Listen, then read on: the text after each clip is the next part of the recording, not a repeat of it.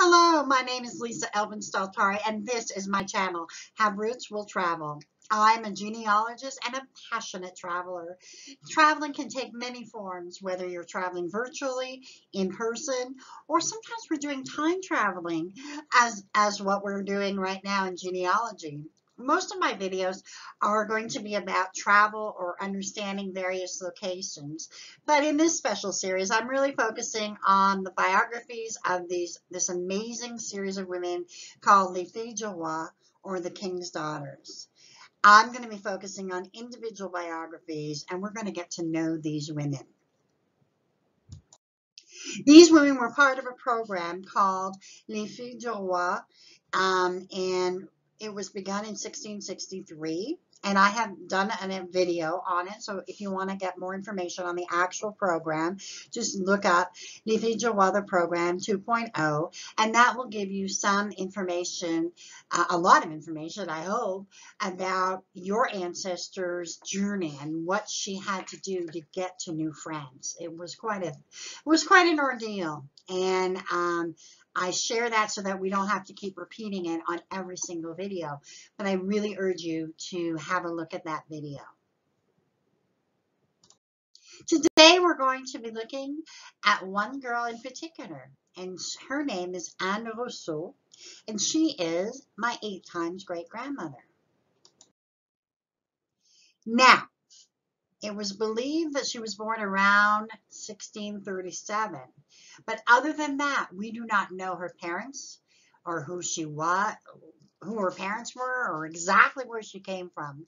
However, a clue can be discerned by the ship she arrived in. Almost all of the Filles du Roi who arrived in 1667 on the Saint Louis de Dieppe pour Quebec were from the area of Normandy and the surrounding areas. One of the reasons we don't know where she's from is that no marriage record has been found. Normally, this would list her parents and their parish. All we know is that she left France and arrived on the 25th of September, 1667. It's presumed that she married fairly quickly after this. Let's have a look at who she chose and who chose her. Now, his name is Pierre Jouineau, and his parents have not been confirmed, but we believe that he was born in 1632 in Angoulême, La Rochelle, France, and we believe that he arrived in Canada in 1664. Now, let's talk a little bit about where he's from. He's from La Rochelle, and this city traces its origins to the Gallo-Roman period. And it really is the Dukes of Aquitaine granted it a charter as a free port in 1130. With the opening of the English market following the second marriage of Eleanor of Aquitaine, you see how often we're mentioning this lately. In 1152, the presence of the Knights Templar and the Knights of St. John of Jerusalem quickly made this small town the largest port on the Atlantic. To this day, the city still possesses a rich historical fabric, including the St. Nicolas Tower and an urban heritage. The capital of Onus, it has become the most important coastal city between the Loire and Gironde estuaries. And a number of my people, for sure, came from this area. So it is of particular importance to me. But it is, you know, this picture on the bottom is currently the seaport, what it looks like. I would love to visit this. And obviously there was a Huguenot rebellion in the 1660s. So I'm wondering if this was part of why he came. There's a lot to him, and we're gonna get to know him. And this was one of the most complicated cases I had, and then the next one in the next video are somehow related. So note to self, it's gonna get interesting. So he arrives in Canada in 1664. We don't know where they married. This is the very first one I'm doing where I just have a blank screen. But we do know that they settled down in Champlain. The Champlain municipality lies on the territory of the former seigneuries of Marsolet and L'Arbre à la Croix, both granted on April of 1644. And the seigneury of Champlain was granted in 1664.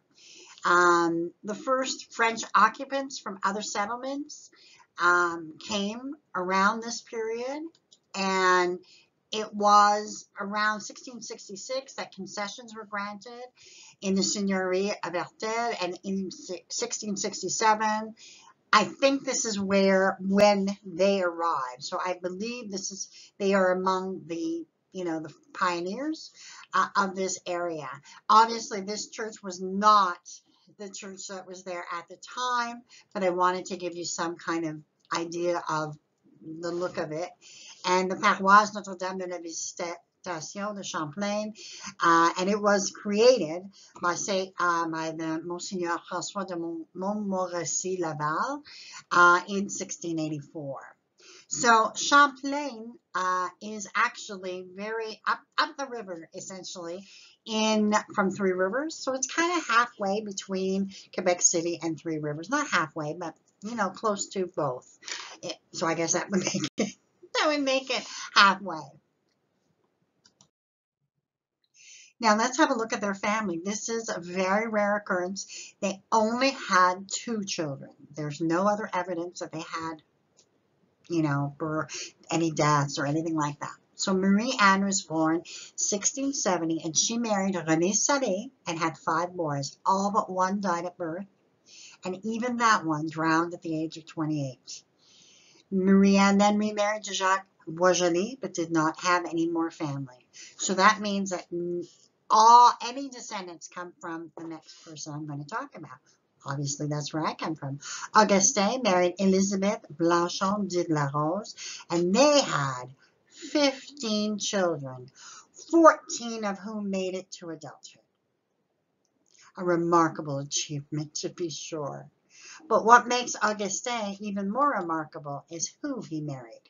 Elizabeth Blanchon de la Rose's mother is a fellow Fille du Roi and Vidou. Her mother's first husband was a man named Jean Jouineau.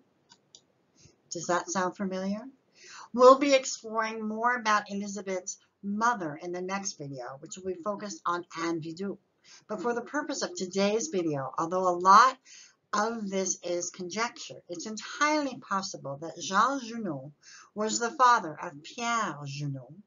They came from the same area of France. This would mean that Augustine's mother-in-law was also his step-grandmother. And Elizabeth's stepfather would also be her father-in-law. I tell you, the tangled webs of New France are a sight to behold. And this is conjecture. I don't have any proof. This is just, I should say that there's other people who think like this as well. But again, proof is in the pudding, as they say. And then Anne passes away at the age of 45, leaving behind an 11-year-old daughter and a 9-year-old son. I don't know if it was sudden, but it feels that way to me. She's buried in the cemetery at Champlain. Pierre is hospitalized at the Hôtel Dieu du Québec, where he passes away on the 5th of August, 1690. He's also buried at the cemetery of Champlain.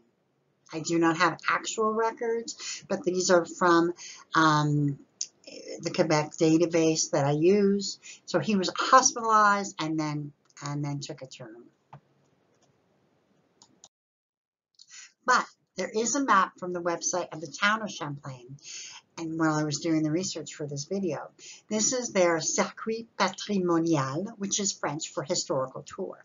Number 4, which is circled in red, lists the ancestral land of the Jouineau family. Even after all these centuries, it is still recognized. The small amount of time that Pierre and Anne lived has made a profound impact on this little village, which, by the way, is on the list of Quebec's most beautiful villages. And with that, we complete number 18 of our biographies of Les Filles du Roi. I can't wait to show you video number 19. and we will explore the Jouineau connection. So until then, I bid you au revoir.